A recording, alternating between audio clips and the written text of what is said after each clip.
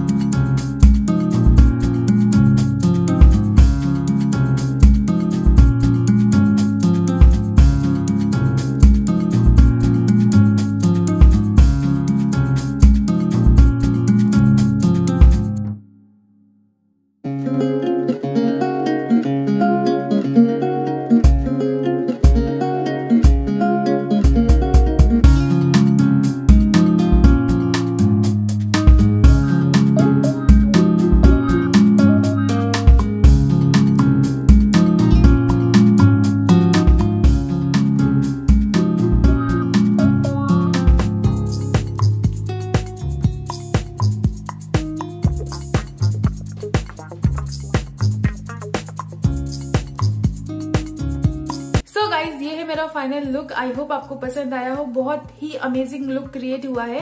And 2 चीजें मुझे add करनी है। पहली तो ये कि मैंने मॉइस्चराइजर लगाया था प्राइमर से पहले, एंड सेकेंड ये कि मैंने फॉल्सीज भी अप्लाई किए हैं। ये बहुत ही नेचुरल फॉल्सीज हैं। एंड यस, बस इस वीडियो में इतना ही। वीडियो पसंद आ जाए तो लाइक कर दीजिएगा, सब्सक्राइब कर दीजिएगा चैनल को और शेयर भी जरूर करिएगा। And yeah that's it for today's video. मिलते हैं नेक्स्ट वीडियो में। Till then bye bye.